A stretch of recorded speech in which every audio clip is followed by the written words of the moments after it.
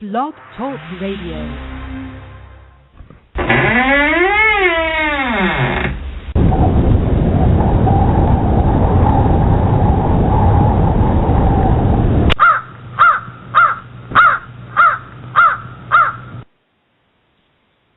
Welcome to Hidden Human Story Radio with your host, Rita Jean Moran.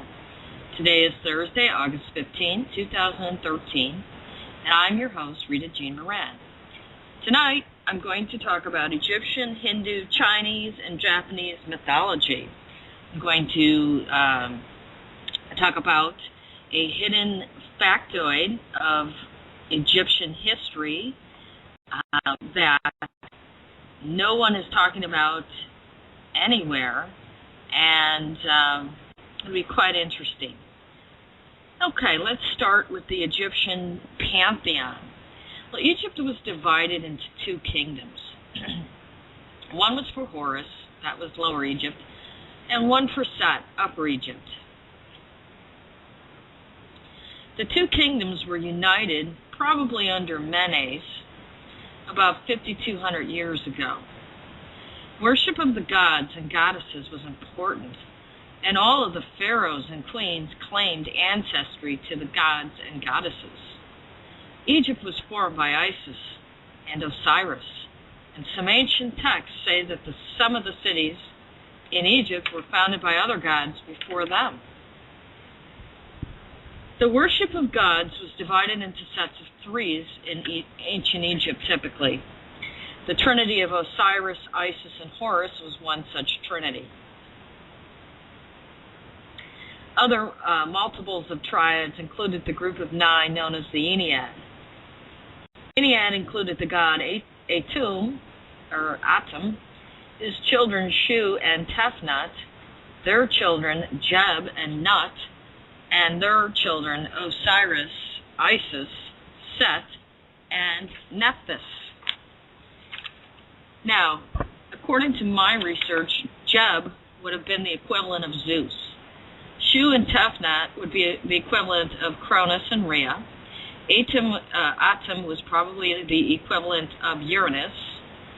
And the Ennead was worshipped in the city of the sun known as Heliopolis. Osiris was Dionysus. Isis was Ariadne. Set, per my research, would be Prometheus, and his many other names, such as Loki and Lucifer. And some of the other gods and goddesses of ancient Egypt included Sekhmet, who would be the equivalent of Athena, Hathor, who is the equivalent of Aphrodite, Bast, who is the equivalent of Artemis. Nut is the equivalent of Hera.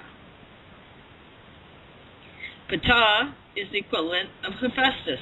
Thoth is Hermes. Nun is probably Gaia or Tiamat.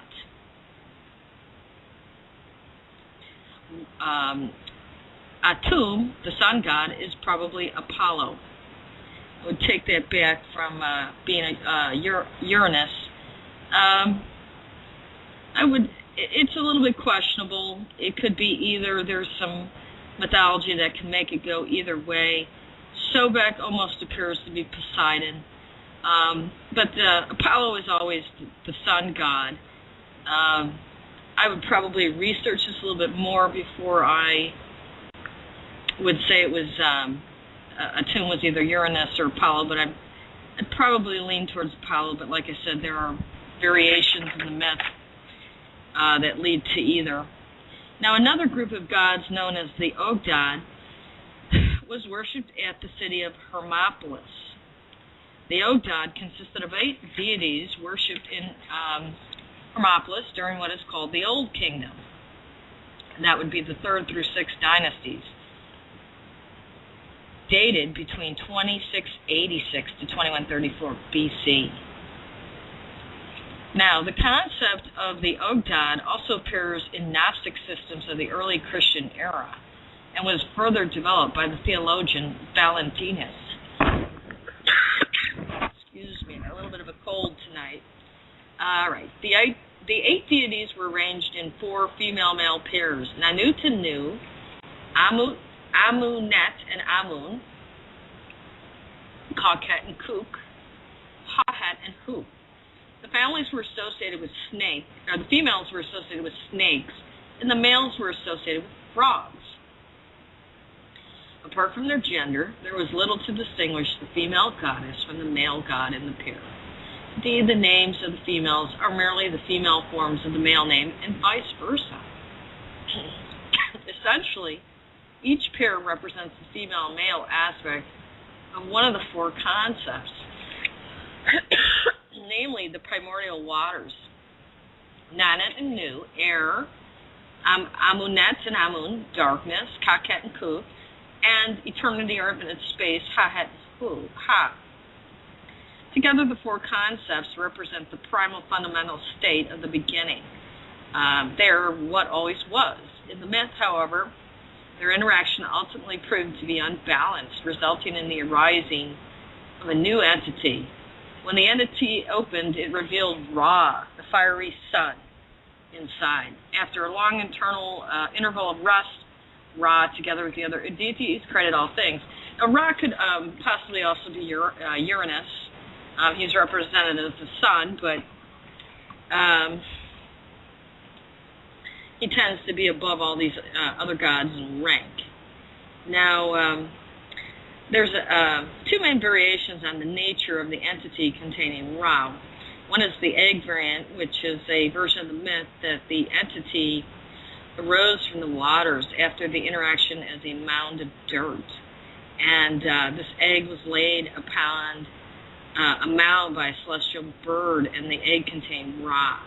And the egg is laid by a cosmic goose. However, the egg was also said to have been a gift from Thoth and laid by his ibis.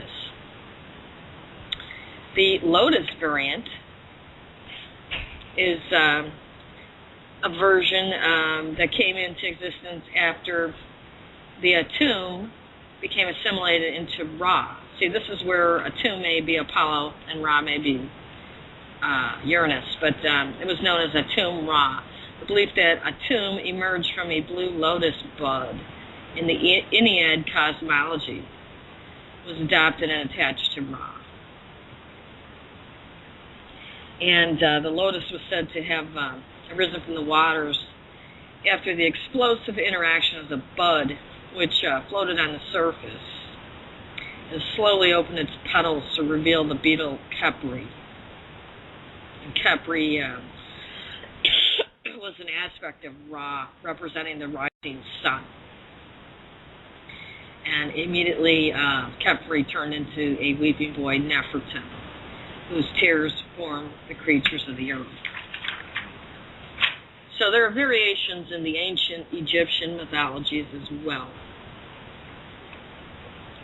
Now, Jeb and Nut were the parents of Osiris, Isis, Set, and Nephthys. If you've ever taken an anthropology class, you'll learn that in America, we have a definition of what a brother and sister is, as we have half-sisters and half-brothers and cousins. In different cultures, a cousin may be referred to as a brother or sister as well. And actually, that is quite common because that's just, how other cultures look at things. So when they say that these are brothers and sisters, that may also indicate cousins. Now, according to Wikipedia, the oldest representation in a fragmentary relief of this god was an anthropomorphic bearded being, accompanied by his name and dating from King Zoser's reign, 3rd dynasty. It was found in Heliopolis. In later times, he could be depicted as a ram. Okay, that's Jeb I'm talking about. A bull or a crocodile. The later and a vignette of the Book of the Dead. Now, we know Jeb is Zeus, and Zeus is represented generally by a goat or a bull or a snake. And the phoenix and eagle are his sacred birds. Frequently described mythologically as father of snakes, that's Jeb, one of the names for snake was son of the earth. And in the coffin text, Jeb was described as father of snake Nehebka, while his mother was in the case Knife.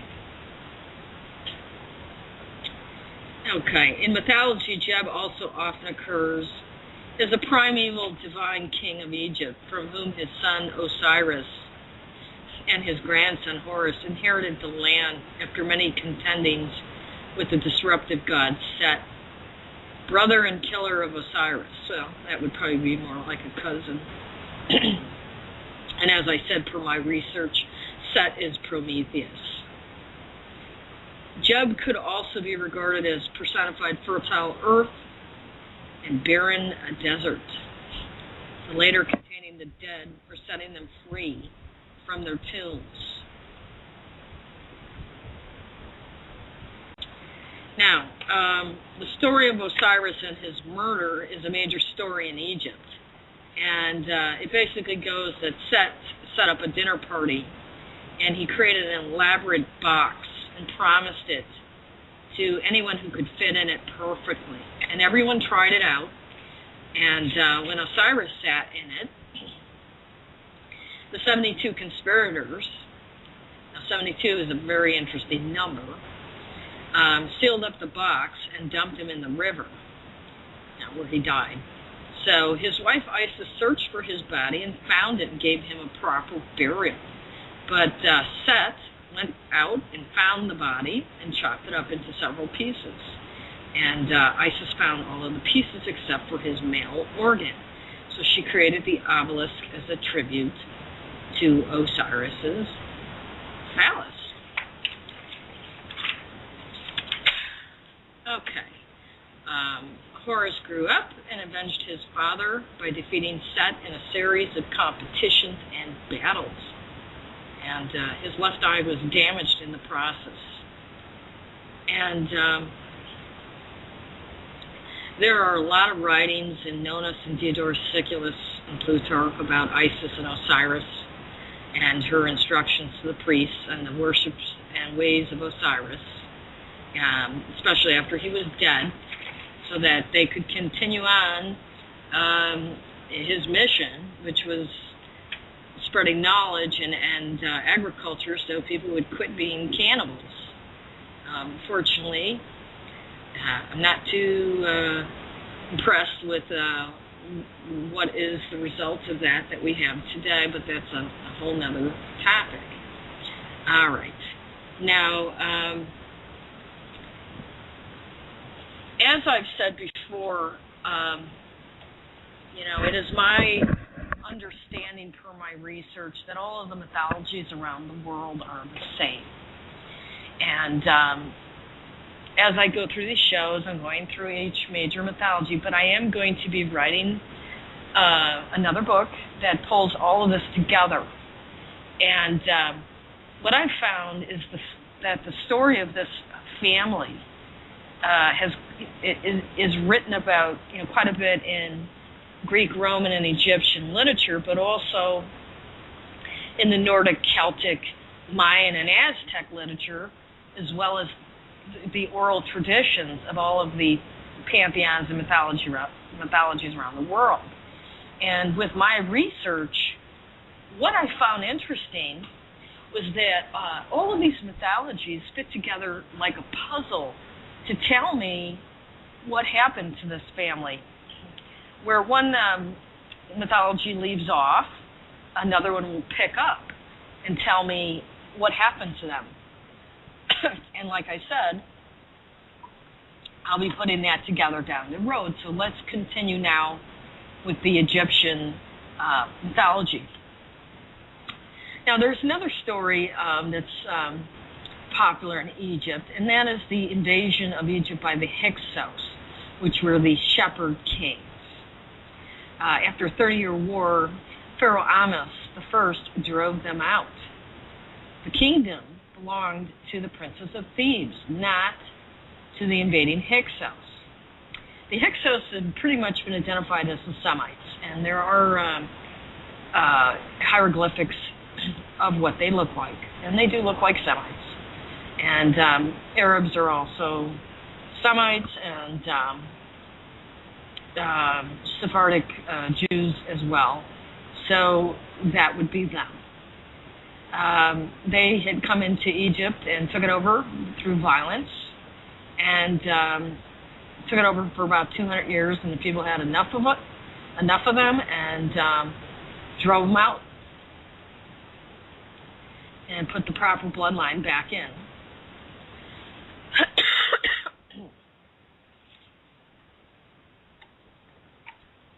Okay, the conflict between the local kings of Thebes and the Hyksos king Pepe had started during the reign of the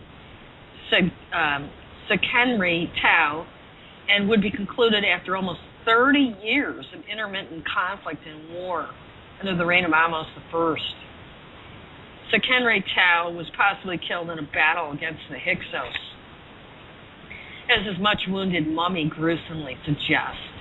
And his successor Kamose, likely Ahmose's elder brother, is known to have attacked and raided the lands around the Hyksos capital, Avris, which is modern Tel El Daba. Kamose evidently had a short reign, as his highest attested regnal year is year 3, and was succeeded by Ahmose I. Pepi may have died near the same time. The two royal names, Awarseri and Agineneri, known for Pepi, attested in the historical record, were for the same Hyksos king that was used by Ahmose as an opponent to at different times during the later king's reign. I believe that the removal of the illegitimate pharaohs called the Hyksos is the real exodus that is spoken about in the Bible, and they were driven out after coming in and taking over Egypt through force and oppression, and after 200 years and several reigns or several of these shepherd king rulerships, they couldn't take it anymore and kicked them out. The Tempest Stele also describes incredible storms that came through Egypt at the same time the Hyksos were kicked out. Okay, the Tempest Stele, also known as the Storm Stele, was erected by Ahmose I early in the 18th dynasty of Egypt, which is around 1550 BC. The stele describes a great storm striking Egypt during this time, destroying tombs, temples, and pyramids of the Theban region, and the work of restoration ordered by the king. Ahmose I was part of the 18th dynasty of Egypt, which included very famous pharaohs such as Akhenaten, Thutmose, and Hatshepsut. Now, the Hyksos dynasty didn't last too long, and they came out of ancient Babylon, known as the Fertile Crescent, and they only had 5 kings. The 15th dynasty arose, like I said, from the Hyksos people, and they ruled from 1674 to about 1535 BC. From Wikipedia, a description of the Hyksos invaders is as follows. The Hyksos were a mixed people from West Asia who took over the eastern Nile Delta, ending the 13th dynasty, initiating the second intermediate period of ancient Egypt. The Hyksos first appeared in Egypt about 1800 BC during the 11th dynasty and began their climb to power in the 13th dynasty, coming out of the second intermediate period in control of Avris and the Delta. By the 15th dynasty, they ruled Lower Egypt, and at the end of the 17th dynasty, they were expelled. The Hyksos practiced horse burials, and their chief deity became the Egyptian storm and desert god Set, who is the devil, and Lucifer, and Prometheus, and the murderer of Osiris. Now, they identified Seth as their native storm god. Although most Hyksos names seem Semitic, the Hyksos also included Hurrians, who all, speaking in isolated language, were under the rule of influence or Indo-Europeans. The Hyksos did bring several technical improvements to Egypt, as well as cultural impulses such as a new musical instrument and foreign loan words. The changes affected techniques from bronze working and pottery to weaving, and new breeds of animals and new crops were introduced. In warfare, they introduced the horse and the chariot, the compound bow. They improved battle axes and advanced fortification techniques. Now, modern scholarship usually assumes that the Hyksos were likely Semites who came from the Levant.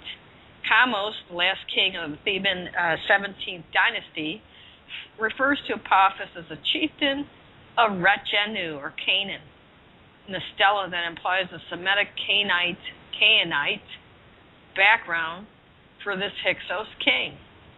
This is the strongest evidence for a Canaanite background for the Hyksos. Cain's name has generally been interpreted as Amorite, Ayanu, which the Egyptian form represents perfectly, and this is, in all likelihood, the correct interpretation.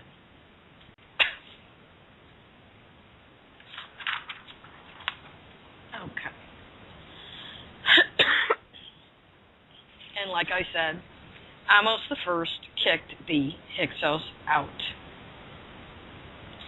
All right, now, let's see. All right, the Amos who left the inscription states that he followed on foot as King Amos rode to war in his chariot. The first mention of the use of the horse and chariot by the Egyptians. In the fighting around Aris, he captured prisoners and carried off several hands as proof of his slain enemies, which, when reported to the Royal Herald, resulted in his being awarded the Gold of Valor on 3 separate occasions.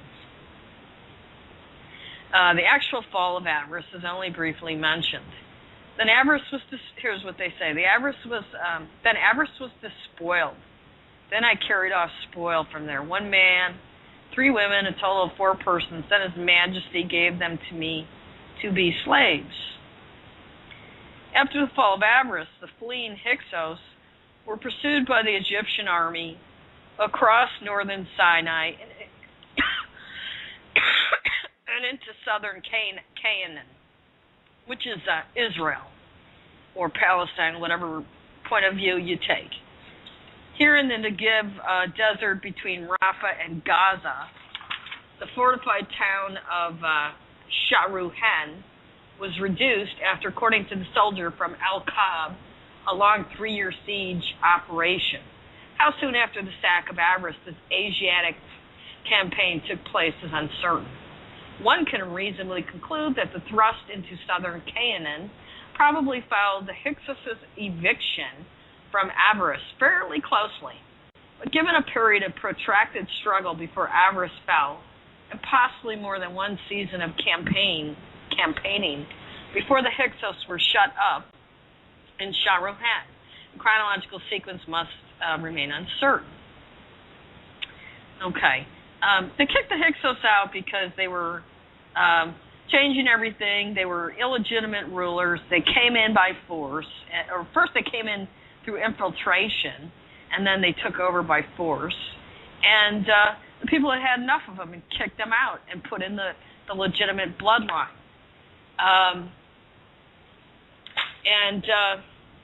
If we go back to the Manetho text, the ancient Egyptian scholar,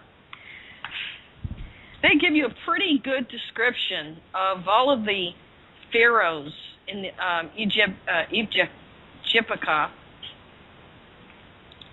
from Menes on, and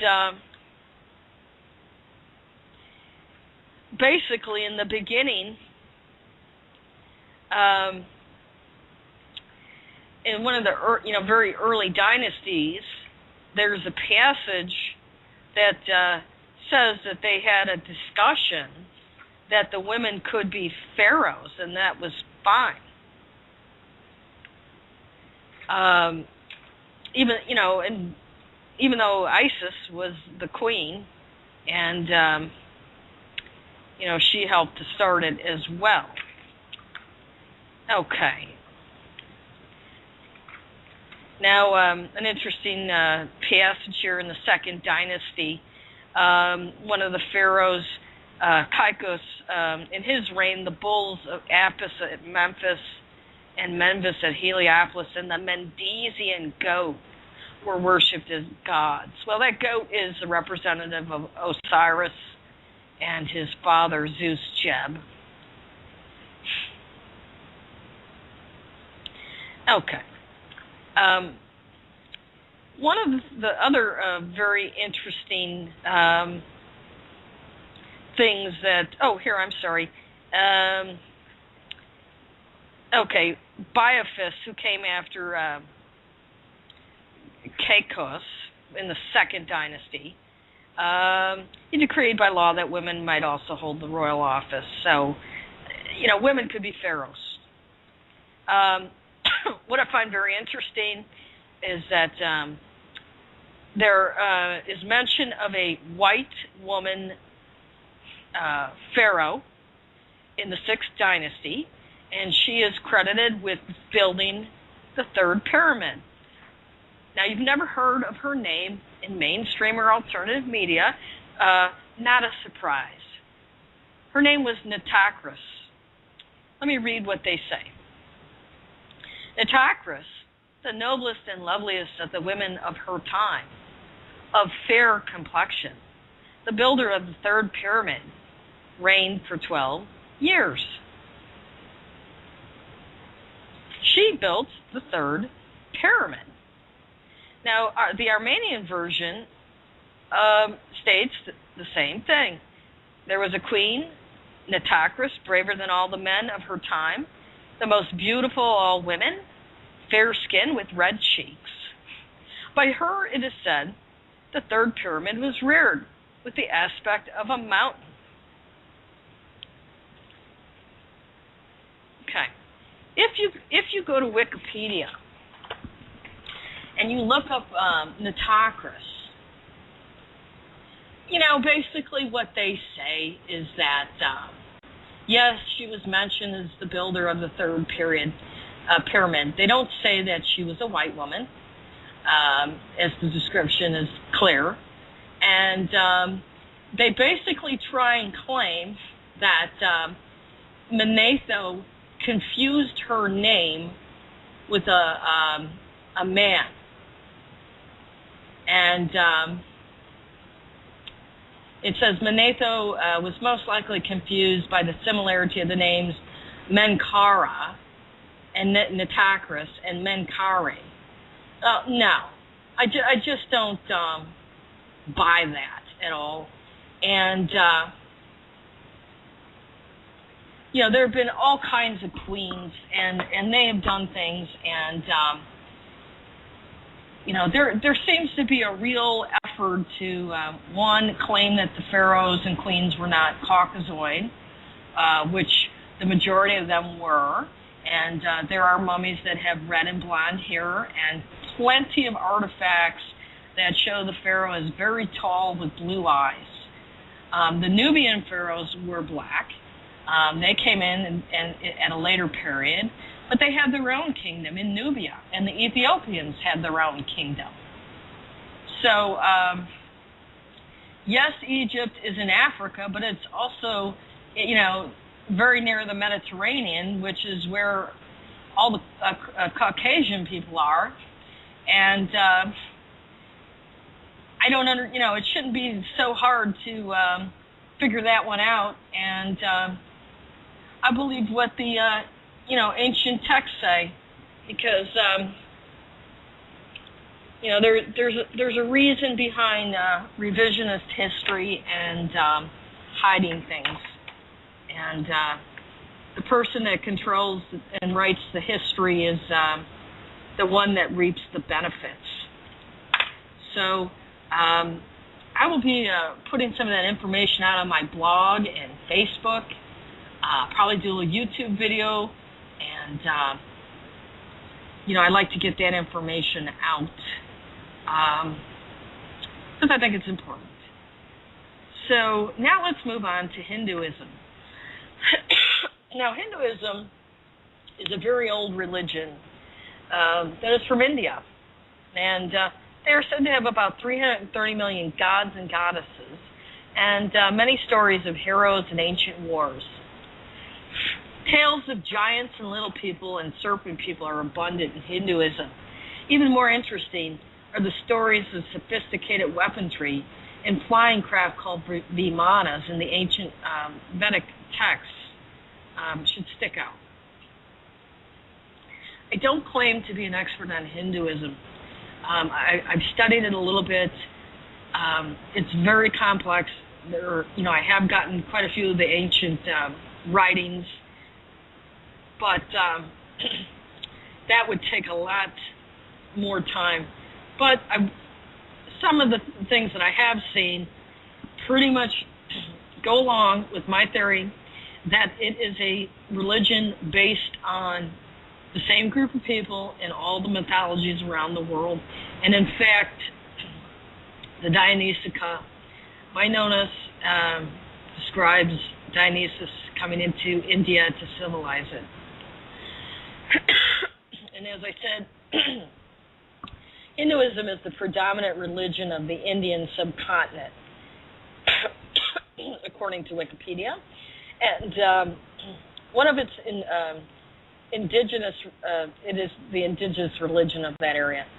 Hinduism includes Shaivism, Vaishnavism, and Sharata, among numerous other traditions. It also includes historical groups, for example, the Kapalakas. Among other practices and philosophies, Hinduism includes a wide spectrum of laws and prescriptions of daily morality based on the notion of karma, dharma, and societal norms. Hinduism is a conglomeration of distinct intellectual or philosophical points of view rather than a rigid common set of beliefs. Hinduism is formed of diverse traditions and has no single founder. Among its direct roots is the historical Vedic religion of Iron Age India, and as such, Hinduism has often been called the oldest living religion, or the oldest living major religion in the world. Well, there's over 1 billion people in India. And I salute you for keeping that religion and trying to preserve your history in India. Now, one orthodox classification of Hindu texts is to divide it into sutri, which means revealed, and smrit, which means remembered text.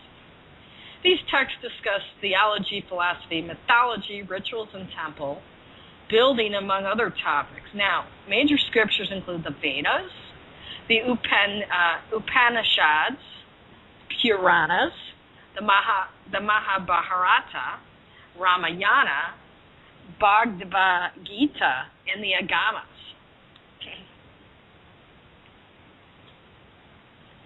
Some of the main deities in Hinduism include Shiva, the destroyer and creator of worlds, Vishnu, the god of protection and the preserver, Brahma, the father god, Kali, the mother goddess of war and death, Parvati, the wife of Shiva, Lakshmi, the wife of Vishnu, Surya, the sun god, Ganesh, the god of writing, and Varuna, the god of the ocean, Kubera, the god of wealth, and Krishna, a god of love.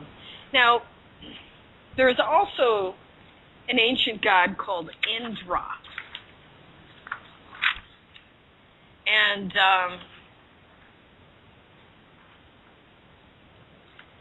Indra is a very, very interesting character or god. And to me, he's the equivalent of Zeus. And according to Wikipedia, Indra is also known as Sakra in the Vedas. He is the leader of the Devas, or gods, and the lord of Svargaloka, or heaven, in the Hindu religion. He is the god of rain and thunderstorms. He wields a lightning thunderbolt known as Vara and rides on a white elephant known as Arvata. Indra is one of the chief deities and is the twin brother of Agni, said to be born of Dyaus Pater, Father Heaven, and Prithvi, Mata, Mother Earth. Boy, doesn't that sound interesting? Like Cronus and Rhea. He is also mentioned as an Aditya, son of Aditi. His home is situated on Mount Meru in the heavens, just like Zeus. He has many epitaphs, notably the bull, which is Varsan, or I hope I'm pronouncing this right, Vatrahan, slayer of Virta, Meghavadhana, the one who rides the clouds, the Devapati, the lord of gods and divas, and Indra appears as the name of a diva in the Zoroastrian religion, while his epithet, Varantharagna, appears as a god of victory. He is also celebrated as a demiurge, that's a word that the Gnostics use, who pushes up the sky, releases Ushas from the Vala cave, and slays Vitra. Both later actions are central to the Soma sacrifice. Well, Zeus had to kill the Titans. Notably, Typhon was the last one. That was his biggest challenge. Okay. Indra is, with Varuna and Mitra, one of the Adityas, chief gods of the Rig Veda. He delights in drinking Soma, and the central Vedic myth is his heroic defeat of Vitra, liberating the rivers, or alternatively his smashing of the Vala cave, a stone enclosure where the Panis had imprisoned the cows that are habitually identified with Usha, the dawn. He is the god of war, smashing the stone fortresses of the Daisyu, but he is also invoked by combatants on both sides in the Battle of the Ten Kings. Okay, as I said, there are various traditions in Hinduism. I don't claim to be an expert on it, and it would take me a little bit more time to study this, and I have read some of the works. I've read the Mahabharata, Ramayana, I've read some of the Vedas. It's hard to get all of the Vedas. I got a book, and it has an abbreviated collection of them, that I was able to get online.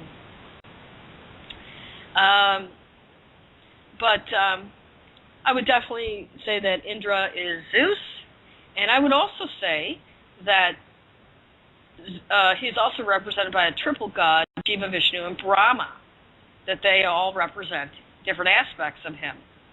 I would attribute Kali with Athena, Parvati with Demeter, Lakshmi with Hera, Surya with Apollo, Ganesh would be Hermes, Varuna would be Poseidon, Krishna may possibly be Dionysus, and the other ones I'd have to think about and study a little bit more.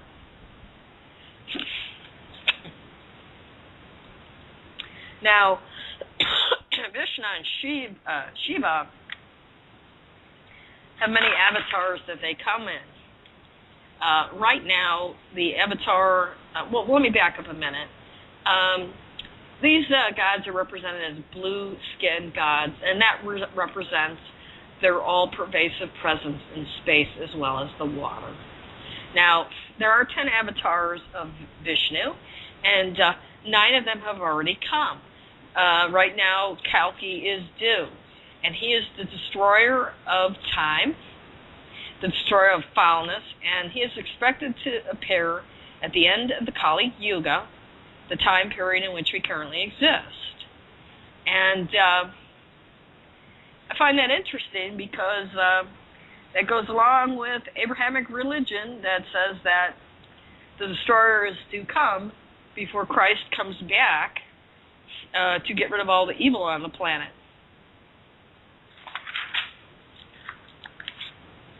So hang on to your religion, Hindus. I think there's a lot of knowledge in there. Okay. Before I move on to Chinese mythology, I'm going to take a little break and play you a song.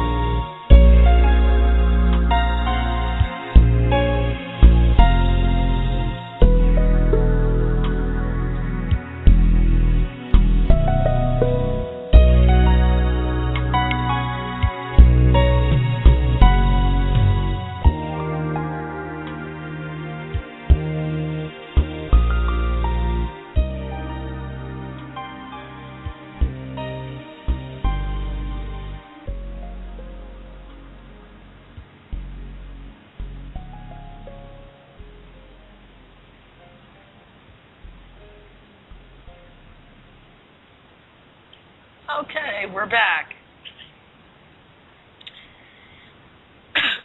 Okay, one other thing I forgot to mention was that in Hindu mythology, the rainbow is called Indra's bow.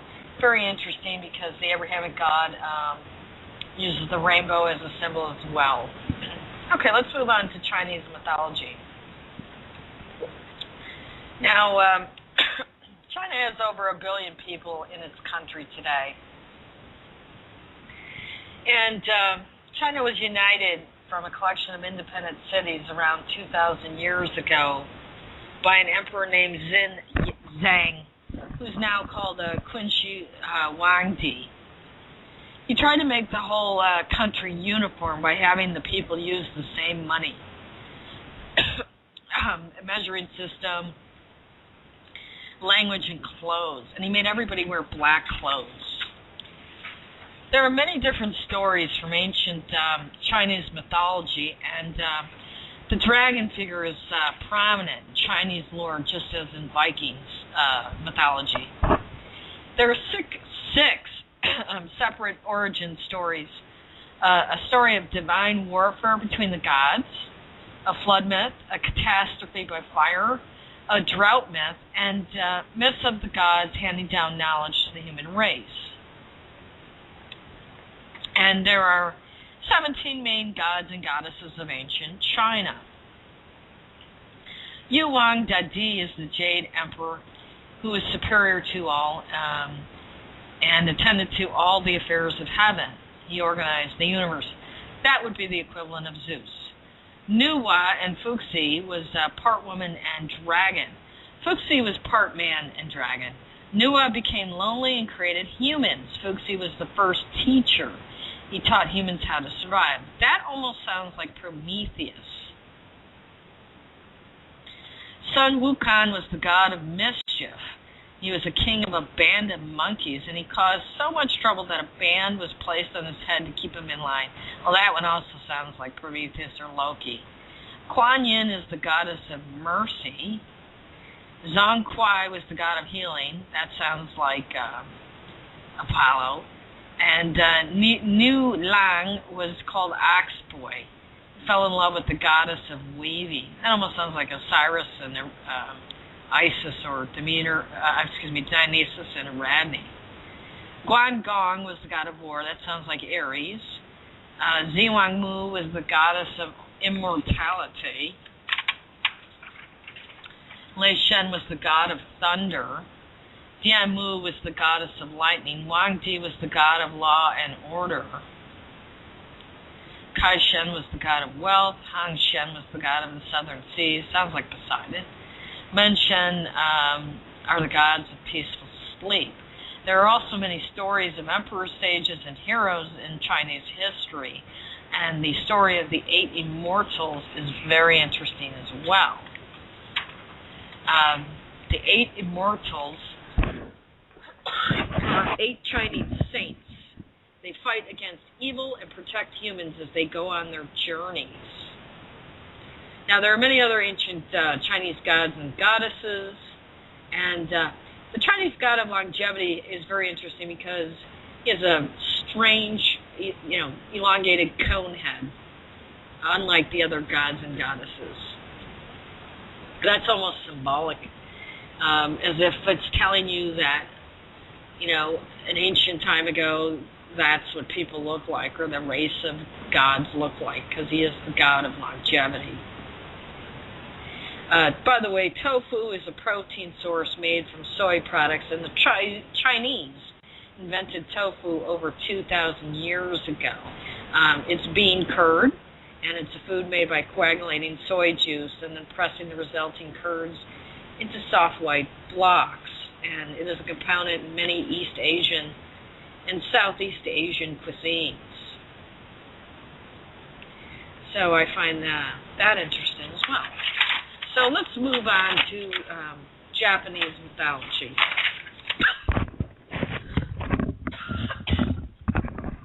Okay.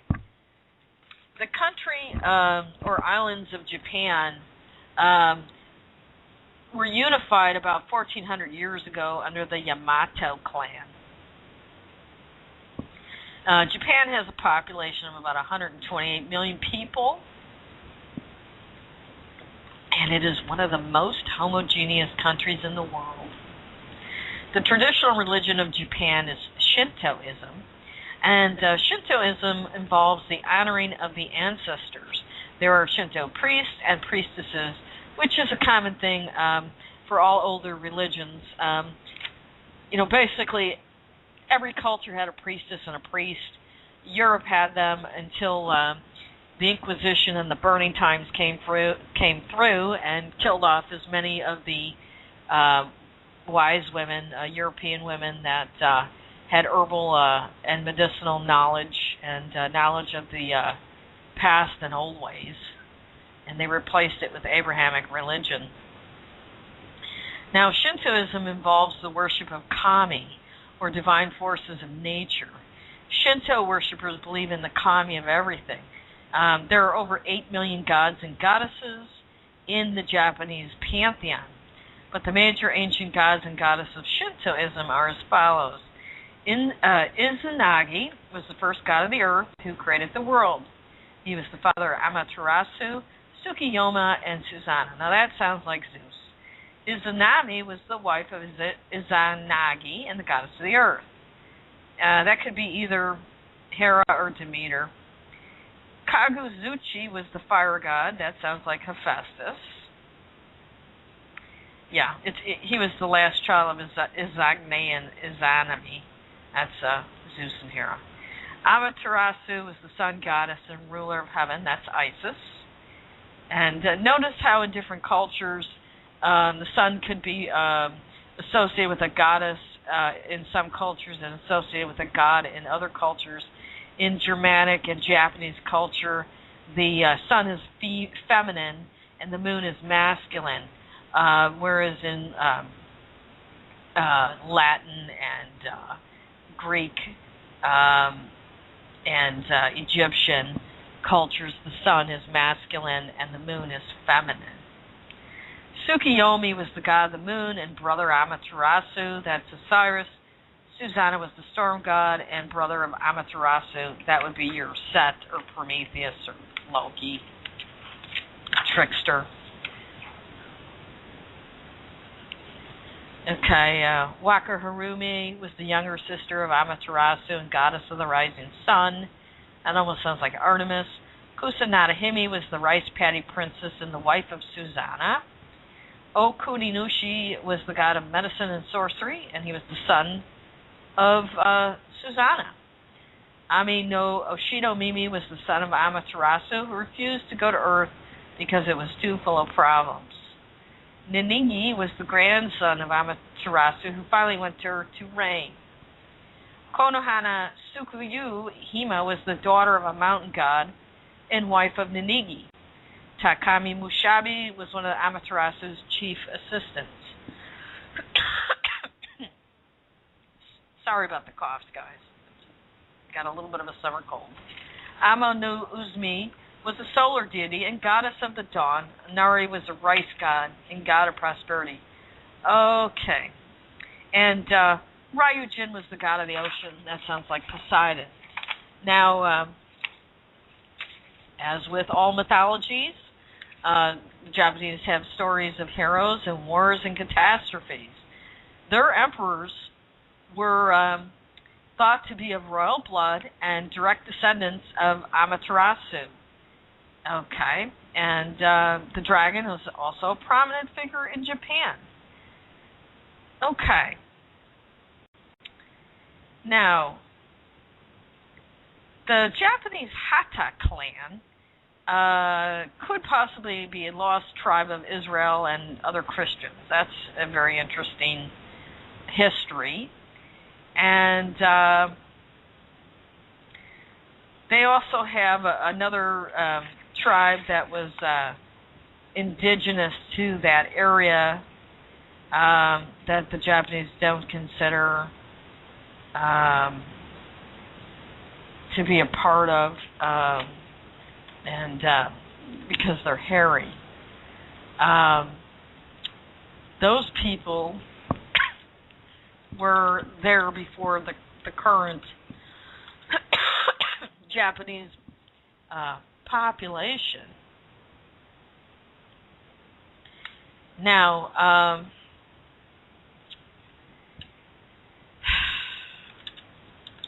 I just want to look something up real quick. I want to get that name. It's the Anu.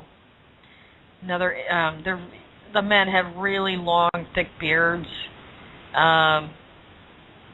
They look kind of like a mix of Asian and Caucasoid people.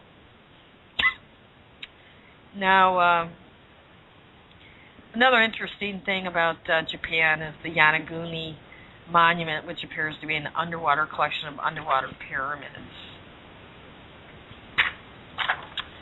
Okay, so I've also heard on Okinawa there are some tablets describing the lost continent of Mu and some of the destructions that have come and gone. So that would be interesting to see if I could track that down someday. Okay, well that concludes tonight's discussion on Egyptian, Hindu, Chinese, and Japanese mythology. I'm hoping to get another guest for the next show. If not, I will probably cover African and Polynesian mythologies, and we'll continue from there. So basically, I hope you've enjoyed the show. Until the next time we meet, take care. Good night.